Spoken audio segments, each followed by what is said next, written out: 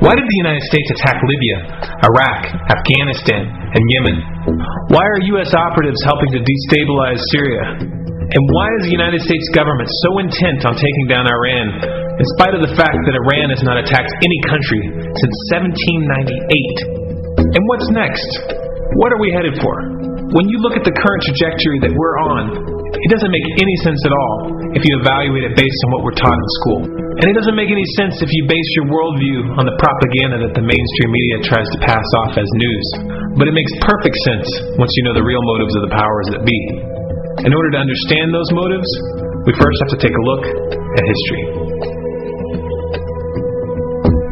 In 1945, the Bretton Woods Agreement established the dollar as the world reserve currency, which meant that international commodities were priced in dollars. The agreement, which gave the United States a distinct financial advantage, was made under the condition that those dollars would remain redeemable for gold at a consistent rate of $35 per ounce. The United States promised not to print very much money, but this was on the honor system, because the Federal Reserve refused to allow any audits or supervision of its printing presses. In the years leading up to 1970, expenditures in the Vietnam War made it clear to many countries that the U.S. was printing far more money than it had in gold. And in response, they began to ask for their gold back. This, of course, set off a rapid decline in the value of the dollar. The situation climaxed in 1971 when France attempted to withdraw its gold and Nixon refused.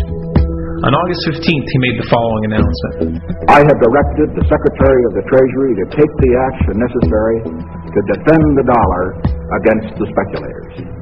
I have directed Secretary Connally to suspend temporarily the convertibility of the dollar into gold or other reserve assets, except in amounts and conditions determined to be in the interest of monetary stability and in the best interest of the United States.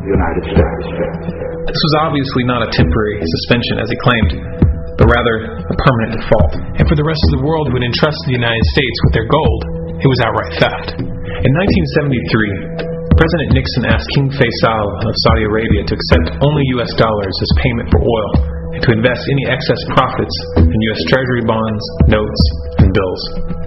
In return, Nixon offered military protection for Saudi oil fields. The same offer was extended to each of the world's key oil-producing countries, and by 1975, every member of OPEC had agreed to only sell their oil in U.S. dollars. The act of moving the dollar off of gold and tying it to foreign oil instantly forced every oil-importing country in the world to start maintaining a constant supply of Federal Reserve paper. And in order to get that paper, they would have to send real physical goods to America.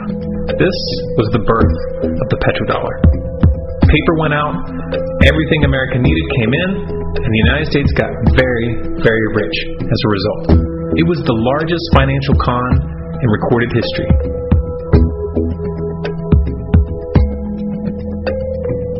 The arms race of the Cold War was a game of poker. Military expenditures were the chips, and the U.S. had an endless supply of chips. With the petrodollar under its belt, it was able to raise the stakes higher and higher, outspending every other country on the planet, until eventually U.S. military expenditures surpassed that of all the nations in the world combined. The Soviet Union never had a chance.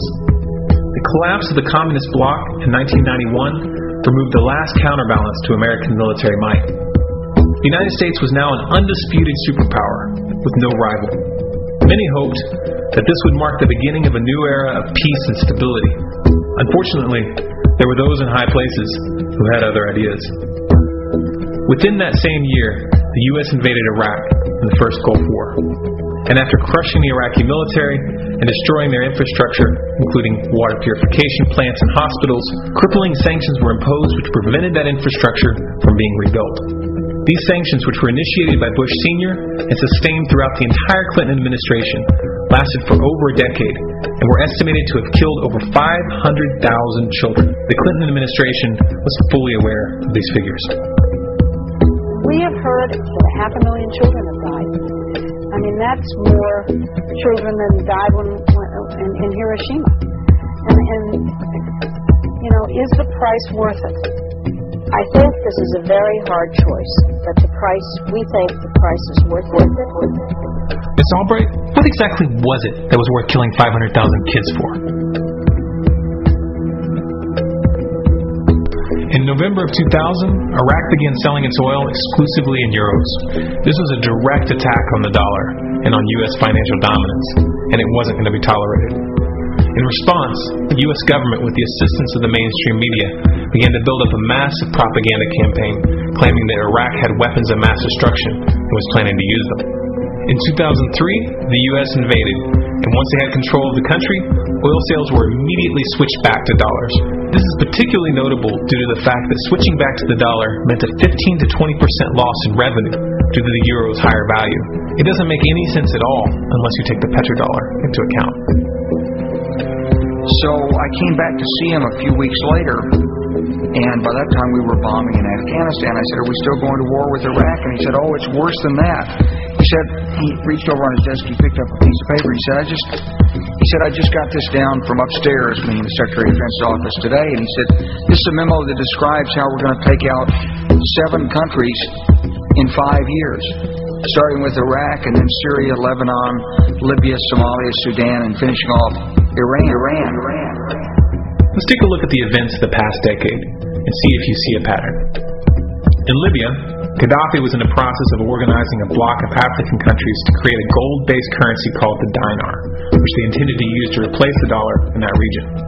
U.S. and NATO forces helped destabilize and topple the Libyan government in 2011, and after taking control of the region, U.S. armed rebels executed Gaddafi in cold blood and immediately set up the Libyan Central Bank. Iran has been actively campaigning to pull oil sales off of the dollar for some time now, and it has recently secured agreements to begin trading its oil in exchange for gold. In response, the U.S. government, with mainstream media assistance, has been attempting to build international support for military strikes on the pretext of preventing Iran from building a nuclear weapon. In the meantime, they established sanctions which U.S. officials openly admit are aimed at causing a collapse of the Iranian economy. Syria is Iran's closest ally, and they are bound by mutual defense agreements. The country is currently in the process of being destabilized with covert assistance from NATO. And though Russia and China have warned the United States not to get involved, the White House has made statements within the past month indicating that they are considering military intervention. It should be clear that military intervention in Syria and Iran isn't being considered. It's a foregone conclusion, just as it was in Iraq and Libya. The U.S. is actively working to create the context which gives them the diplomatic cover to do what they already have planned.